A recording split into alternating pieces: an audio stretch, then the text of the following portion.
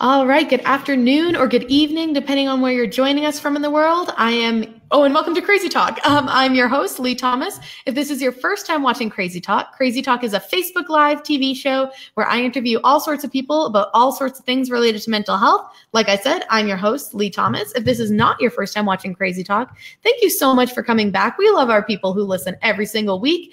And if you're listening, whether you're listening live or you are listening to the replay, hit that like button, hit that love button, hit that share button if you are feeling really keen and confident about this episode, which you absolutely should be because we have an amazing guest this week. I'm really excited to have her on. So this week I am joined by Maria Thomas, who is an influential hyperhidrosis advocate.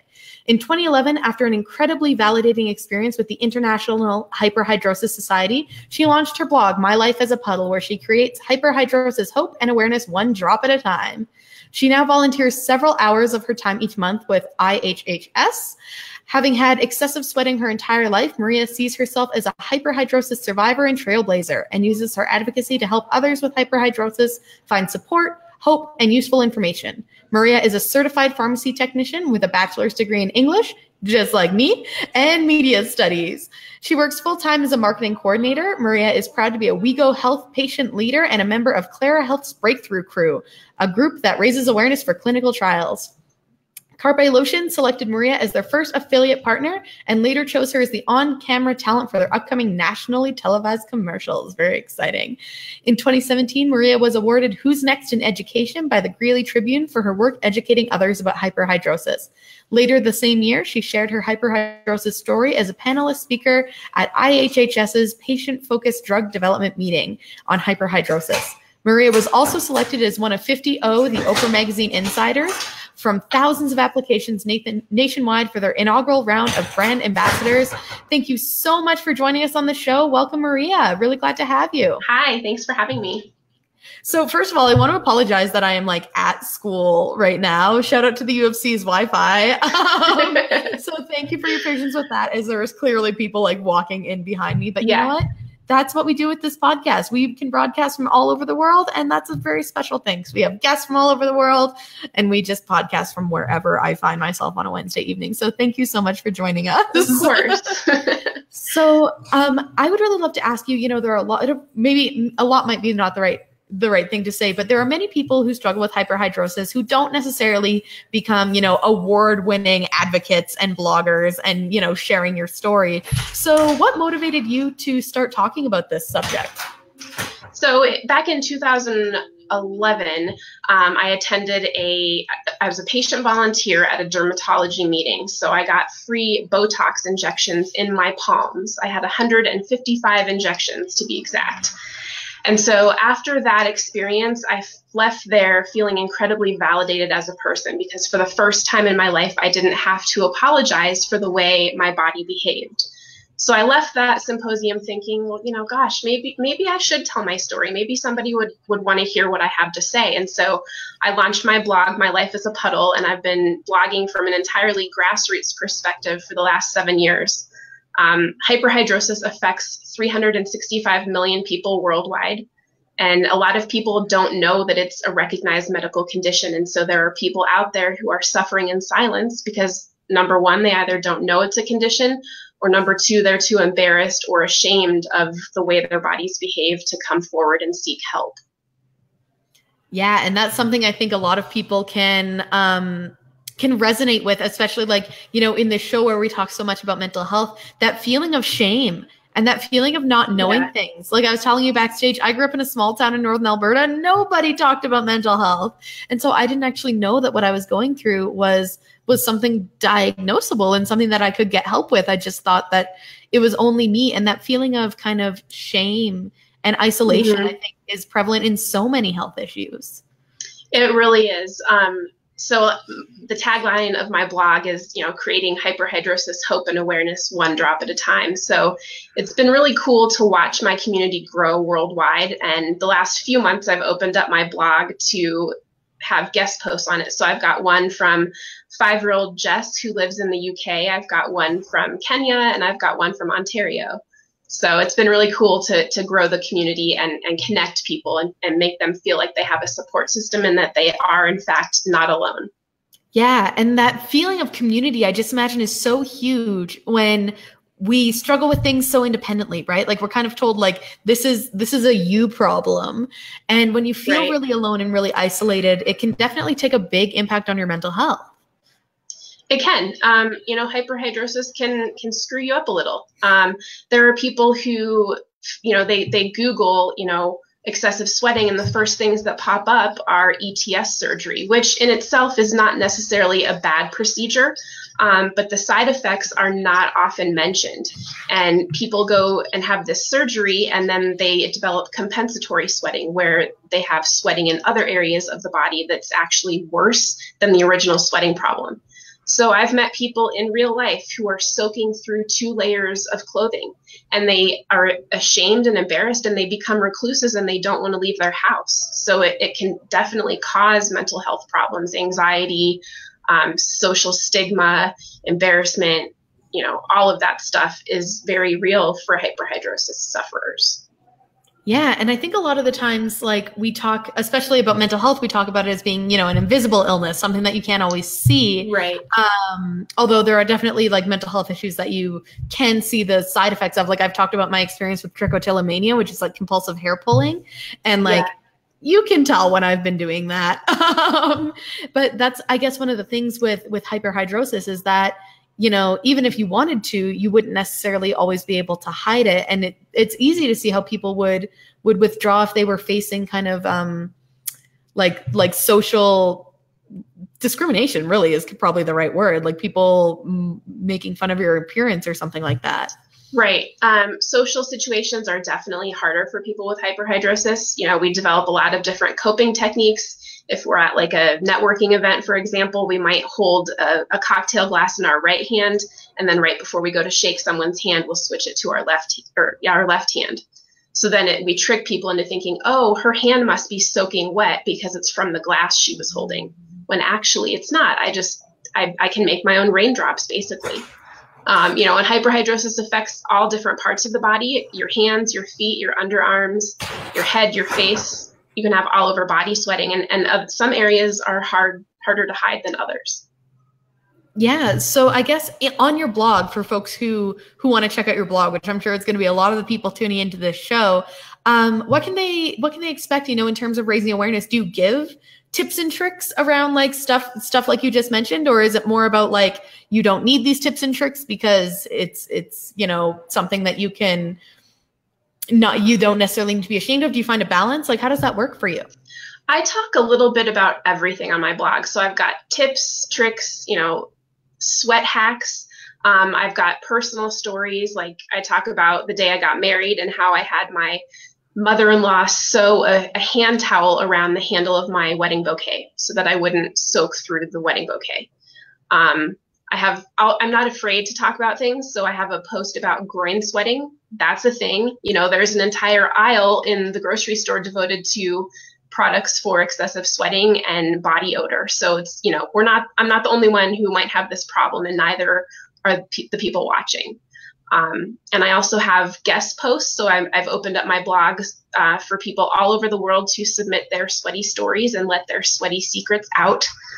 And then I do a lot of things with the International Hyperhidrosis Society. So I volunteer my time with them, and I work with them to help raise awareness about new treatment options that are coming, what we need in future clinical trials. So it's really a little bit of everything. So I don't think you'll get bored when you go to my blog and read all of my sweaty stuff. And I'm just thinking, like, for folks who are tuning in who do have hyperhidrosis, like that must be so liberating and so freeing to be like, I'm not the only one, right? That you lose that feeling of being alone. And I just imagine that must be so powerful for the people reading your blog. I hope so. And I mean, it's powerful for me. When I first started my blog, of course, it was just about me telling my story, but that's not why I do this. I do this for everyone out there because I want them to feel like I do now. I used to hate the body I was in, and I still have bad days where I hate my body and I have that negative self-talk going on.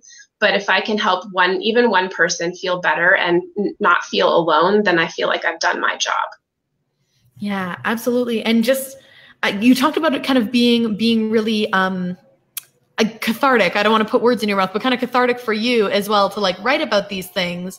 Yeah. And that's something that I've definitely found as an advocate is like, you know, I'm writing because I want to help other people, but I'm also writing because it feels good to finally get all this out, right? It does. You know, there's a quote by Brene Brown, and it's something to the effect of the bravest thing we can do is tell our stories and love ourselves through that process.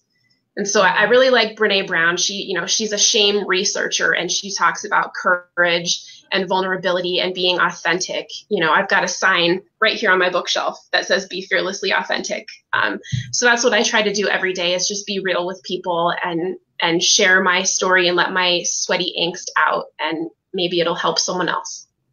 Yeah. And I love Brene Brown, like such a big fan of so much of her work. Like really, really kind of illuminates things in a way that is easy to understand and really relatable. So like Brene Brown fan club over here. Totally. What I was thinking is like in terms of storytelling, because this is a question that I've kind of been tossing around for myself, is this idea of how do you decide what stories to tell? Like, are you just like, I'm going to tell every single story that I have, or do you kind of make decisions based on like, you know what, this is a story I want to share with other people, this is a story I'm not going to, and how do you make those decisions? I try to listen to what my fans are saying. You know, sometimes people will email me or comment on social media, you know, do you have any suggestions for waterproof makeup, or how do you handle XYZ situation? So I really try to pay attention to my audience. And then there are certain stories that I think are, you know, maybe not going to get as much traction and not be as interesting. So I try to weed out kind of the boring stuff. But I've been having fun on Instagram and Facebook, just doing some stories and doing little snapshots. Like, here's a picture of my hands dripping sweat while I'm standing in line at Starbucks, because standing in line sucks and makes people sweat a lot of the time. So I'll do little things like that. And then there are some stories that I just feel like a burning need to tell. Like, I feel like the universe is pushing me to tell them. One of those stories I told back in March at the Women for One Truth Teller Tour. So they were looking for local women to tell their stories. And I had a story titled Just Stay. And it's about my struggles with mental health. 2 years ago, I had a suicide attempt. This is only really the second time that I've talked about it publicly, but this is one of those stories that I felt led to tell. And so Women for One chose my story and asked me to present it live on stage. So I have an inflammatory bowel disease. It's called ulcerative colitis. It's an autoimmune condition. So you may have heard that thing about the link between gut health and brain health. That is a real thing. So I think the statistic is 90% of your body's serotonin, your happy chemical, is produced in your intestines. And so if your intestines are red and ulcered and inflamed like mine were 2 years ago, that can really mess up your mental health. And so that's what happened to me. I was malnourished, underweight, anemic, not getting any nutrients through my food. And it was really a perfect storm for me to get to that place where I just wanted the pain and the anxiety to just go away. Wow, that's really powerful. And thank you for sharing that with us, because I know that like talking about your mental health is one of those things that doesn't always seem to get easier. No, it doesn't. It's so hard. You know, there's a stigma with this. You know, people are watching it, and I'm sitting here now thinking, what are they going to think about me? Are they going to think I'm unstable, or, you know, I've got issues, right? But I'm okay now, but I had to do the work to get better, you know, and I realized that I needed help, and I sought treatment and was on medications for about a year and a half, you know, went to a therapist for a year and a half, went to a psychiatrist for a year. Like I did the work, and I really dug deep and dug myself out of the hole that I was in. And I'm proud of that. So if anyone's out there struggling right now, keep going, you know. Your life is worth it, and there are better things in store for you, and it does get better. Yeah, that's really incredible and really powerful. What's always interesting to me is, so in mental health circles, sometimes we talk about physical health, like people with physical health just never face stigma, right? Like sometimes in mental health circles, they're like, oh, well, you know, people with mental health issues face stigma, but people with physical health issues never face any stigma, which I think is such garbage. And I try to call it out every time I see it. But do you find that as someone who has experience with both, like how are those experiences similar and how are those experiences different for you, or can they even be parsed apart? For me, I think they're kind of separate. I don't talk a ton about mental health now. I certainly did when I was going through it. I don't know. That's a hard question. I mean, at the same time, mental health is a daily thing. You know, it's a conscious choice to think positive thoughts and, you know, choose to take medication if that is in fact what you need. It's a choice to eat healthy foods that nourish your mental health. But I think with hyperhidrosis, you know, those who are really struggling and developing anxiety and, you know, become recluses and don't want to leave their homes, that is a silent stigma that people are struggling with right now. And so part of my advocacy work is just generating those conversations and telling those stories so that people can find them and relate and hopefully be empowered to step outside of their own boxes and their own comfort zones to make themselves feel better. You know, talking is half the battle. Just getting it out in the open is half the battle. Yeah. Breaking that silence and being that person to be vulnerable, right? Right. So when so much of your work involves being vulnerable, right? Like when you are a prominent advocate and so much of being an advocate is kind of spilling your soul a little bit, yeah, like on the internet, how do you balance that with doing things that you need to do to take care of yourself? I think initially I feel called to do the work that I do.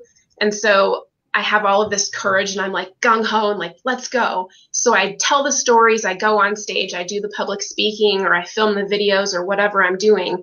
And then afterward, I'm just like, oh my God, you know, like I have what Brene Brown calls a vulnerability hangover, right?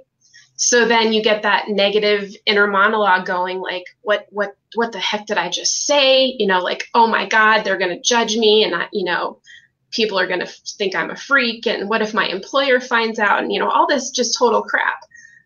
So I let myself get through those kind of negative thoughts. You know, I give myself just a window of time and then I make myself kind of get over that part.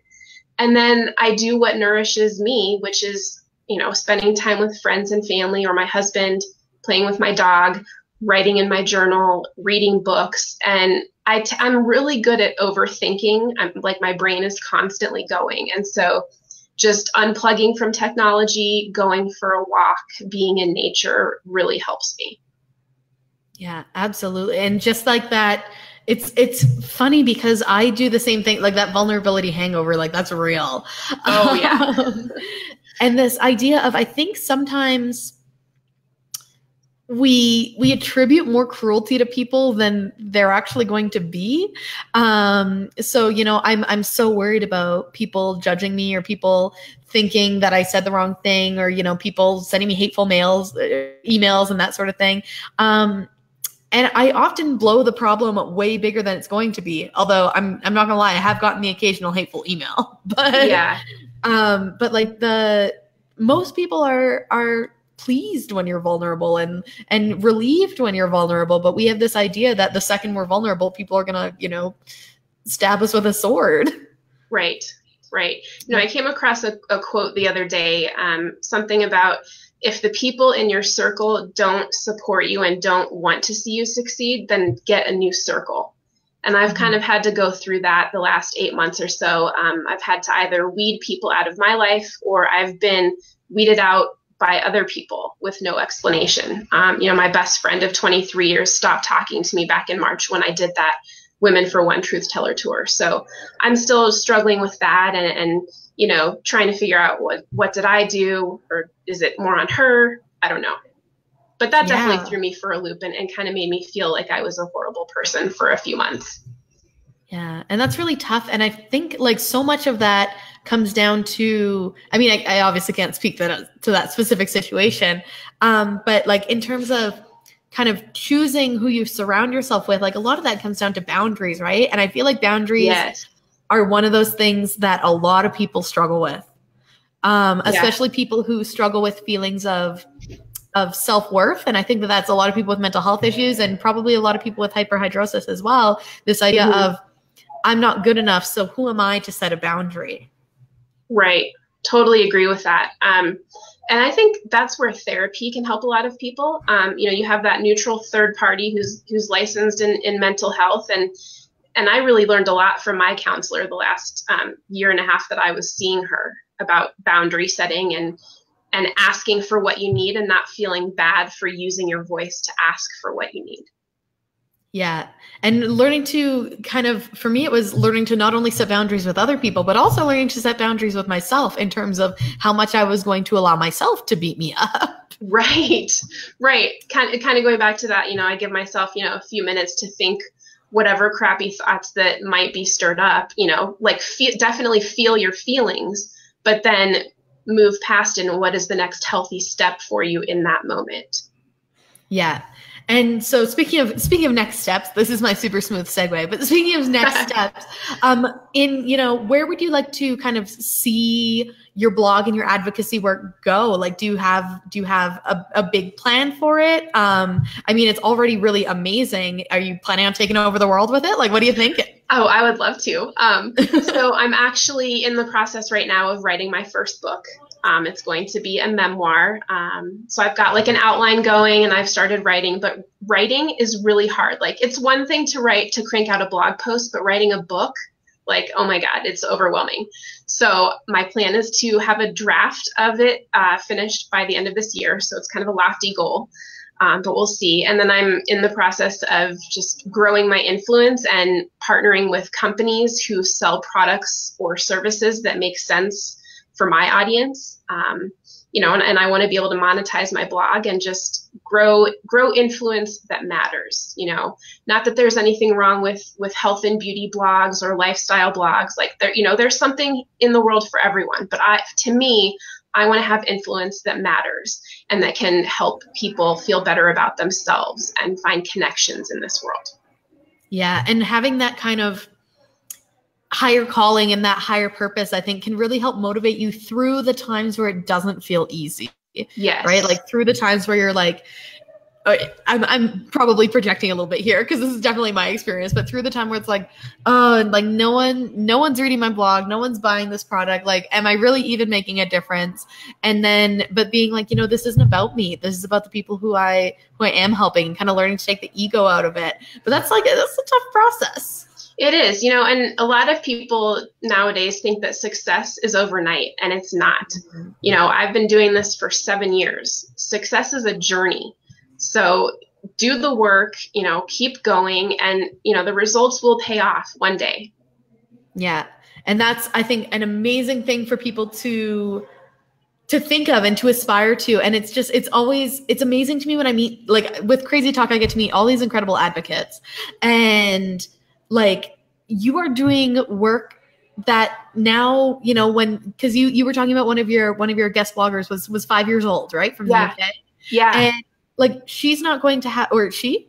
Yeah, Jessica. She's not going to have to, feel the same silence and shame and stigma that you felt. Like, you are paving a path for the people after you. And that's just like, it's a lot of responsibility, but it's also really amazing. It is. Yeah. And, I take this very seriously. I never thought that I would be talking and getting paid to talk about sweat, but this is what happened. And I feel like I'm in flow. I'm following the signs and doing the next right thing, and it's working, like, the opportunities keep coming, and I don't feel like it's work. So that's how I know I'm in my sweet spot. Yeah. And as someone who's like, you're an entrepreneur and you're doing all of this like advocacy work and all this sort of stuff, like, you talked about knowing or making the next right decision. I might have phrased that wrong, but how do you know, like, what's your internal process for being like, this is the right decision for me and for my blog and for where I need to go? I definitely, weigh the pros and cons of any opportunity that might come up. But I think in the last 2 to 3 years, having ulcerative colitis, like, I literally have learned how to listen to my gut and to listen to my body. So when I feel positive emotions surrounding whatever situation, then I will keep following that. And, it pays off. Don't second guess your gut feeling. I know it's probably a cliche, and everybody says, trust your gut, but for me, it's literally true. Yeah, you're like, I'm literally trusting my gut. Like I'm literally listening to my body. Yeah. Oh, that's amazing. Yeah. And so I want to thank you for being on the show, because you have given us so much good advice and so much inspiration. And I'm blown away by the work that you do. So for the folks who are watching who are also definitely blown away by the work that you do, where can they reach you? Where can they find out more? And what would you like them to kind of do following this show? Yeah, so my website is mylifeasapuddle.com. You can find me on Facebook, Instagram, and Twitter. My handle is @mylifeasapuddle. And then November is the second annual Hyperhidrosis Awareness Month. So I'm going to be posting a lot more content in the month of November. I'm partnering up with Carpe Lotion, which is an over-the-counter antiperspirant lotion. So I'll be hooking people up with that. So pay attention on social media, because I may or may not be doing a giveaway for some Carpe Lotion. And just, visit my website. There's a contact me form on the page, and I pretty much will talk about anything. I'm not afraid to answer those tough questions people might have about hyperhidrosis. So. All right. And that's what we need. We need these fearless leaders who are not afraid to answer the tough questions. So thank you so much for doing that work, Maria. I really appreciate it. And I know the folks who are listening are definitely appreciative of the work that you do. So thank you for that. Thank you. And for those of you who are tuning in and thinking like, wow, Crazy Talk is so much fun, I definitely want to get episodes of Crazy Talk directly to my inbox. You can do that by signing up for my mailing list at leethomas.ca. So LEETHOMAS.ca.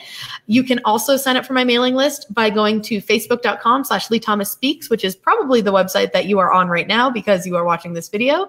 And you can shoot me a message and I'll add you to my mailing list. And there's all sorts of good stuff coming up on my mailing list, including episodes of Crazy Talk, upcoming mental health first aids. There's just all sorts of good stuff going on there. So it's definitely a mailing list that you want to be a part of.